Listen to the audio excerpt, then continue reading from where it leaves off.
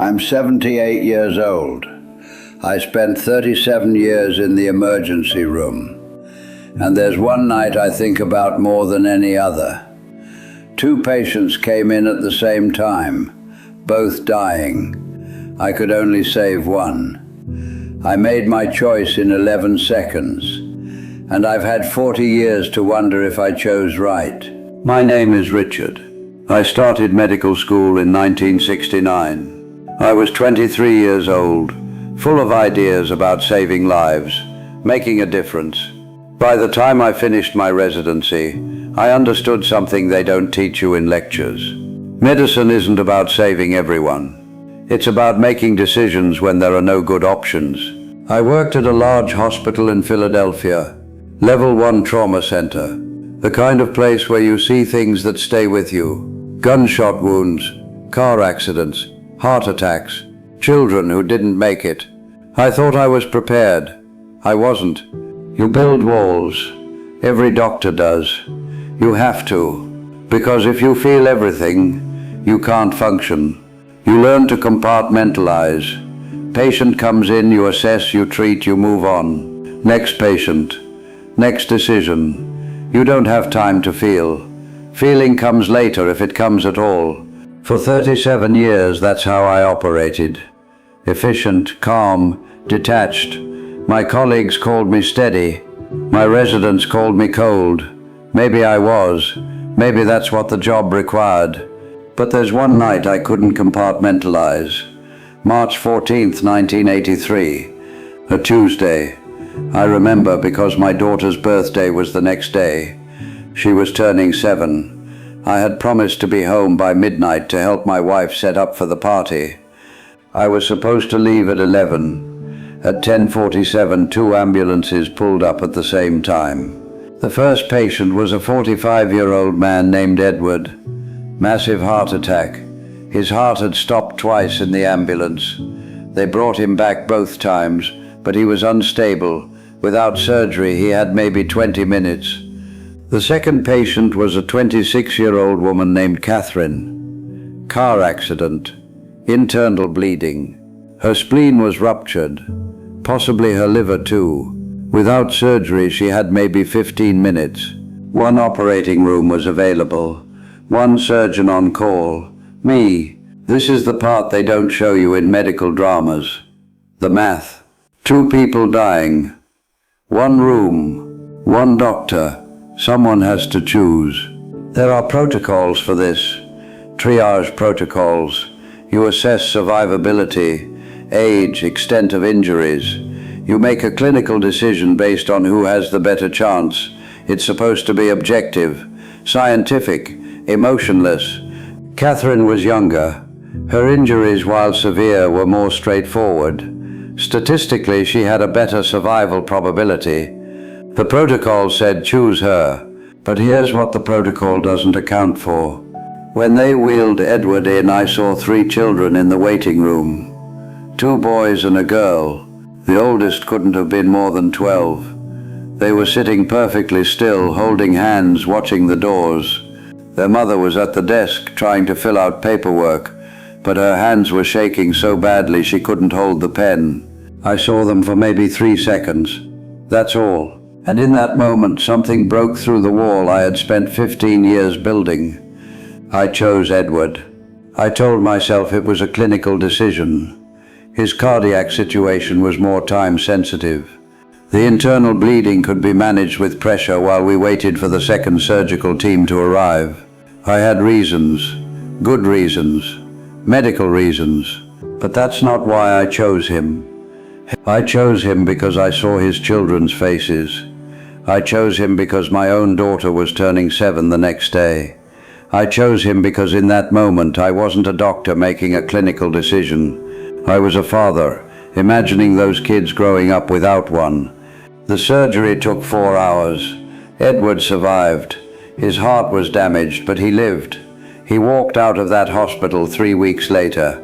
Catherine survived too. The second surgical team arrived 11 minutes after I made my call.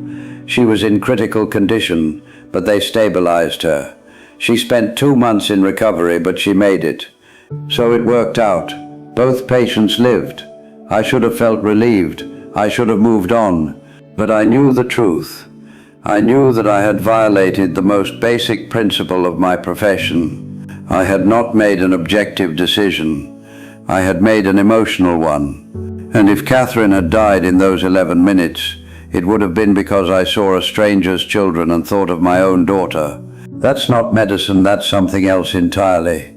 I never told anyone. Not my colleagues. Not my wife. Not the ethics board. I filed my report. I went home. I helped set up my daughter's birthday party. Life continued. But something changed in me that night. For the next 22 years, every time I made a triage decision, I thought about Edward and Catherine. I questioned myself constantly. Was I being objective? Was I being emotional? Was I seeing someone's child, someone's parent, someone's spouse, and letting that influence my judgment? The walls I had built weren't walls anymore, they were windows, and I couldn't stop looking through them. Some doctors would say that made me worse at my job. Maybe it did. I was slower, more hesitant. I second-guessed myself in ways I never had before. But I also started seeing my patients differently. Not as cases, as people. People with families waiting in rooms down the hall. People with birthdays coming up. People whose 11 seconds in my hands meant everything to someone else. I retired in 2005. 37 years. Thousands of patients. Hundreds of life and death decisions. But the one I think about most is the one I got wrong, or right. I still don't know which. Here's what I've learned. After all these years, after all those decisions, after all that training and experience and protocol, the textbooks tell you who to save. They give you criteria, statistics, probabilities. They turn human lives into equations, and you need that. You need the math. Because without it you'd be paralyzed by every choice. But the textbooks can't tell you why you save someone. They can't account for the moment when you see a child's face and something in you shifts. They can't explain why some decisions haunt you and others don't. Edward lived another 24 years, died in 2007 from a second heart attack. Peaceful, at home, surrounded by his family. His oldest son became a cardiologist. Works at the same hospital where I saved his father. He doesn't know who I am. I've never introduced myself. Catherine became a physical therapist, specializes in accident recovery. I looked her up once, years later. She has 2 children now. She's alive because a second surgical team arrived in time, not because of me. Both of them lived. Both of them built lives, had families, made contributions, and I've spent 40 years wondering if the outcome justified the decision. The honest answer is I don't know. What I do know is this. Medicine teaches you to be objective. Life teaches you that objectivity has limits. There are moments when the human part of you breaks through, no matter how many walls you've built. And in those moments you have to decide what kind of doctor you want to be.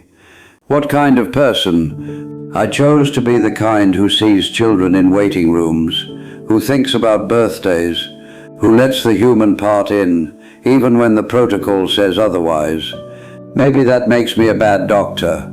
Maybe it makes me a good one. Maybe the categories don't matter as much as we think they do. I keep a stethoscope on my desk, the same one I used that night. It doesn't work anymore. The tubing cracked years ago, but I keep it because it reminds me of something important. We spend so much time learning how to make decisions, how to weigh options, calculate odds, follow protocols, but nobody teaches you how to live with the decisions you've made. Nobody teaches you that the weight doesn't go away just because the outcome was good. Nobody teaches you that 40 years later, you'll still be sitting in a quiet room, holding an old stethoscope, wondering about 11 seconds on a Tuesday night. If you're watching this, maybe you're facing a decision right now. Maybe it's not life and death. Maybe it's smaller. Or maybe it feels just as heavy. Here's what I want you to know. The right decision doesn't always feel right. Sometimes it feels like a guess. Sometimes it feels like a betrayal of everything you've been taught. And sometimes you won't know if it was right for years, maybe ever, but you still have to decide. That's the job. That's life. The question isn't whether you'll make the perfect choice. You won't. Nobody does. The question is whether you can live with the choice you made. I'm 78 years old. I've had 40 years to answer that question. Most days I think I can. Some days I'm not so sure. And maybe that's exactly how it should be. If this meant something to you, I'd appreciate if you shared it with someone who might need to hear it. Tell me in the comments what's a decision you're still thinking about. And subscribe if you want more of these conversations. I've learned a few things in 78 years. Might as well share them while I still can.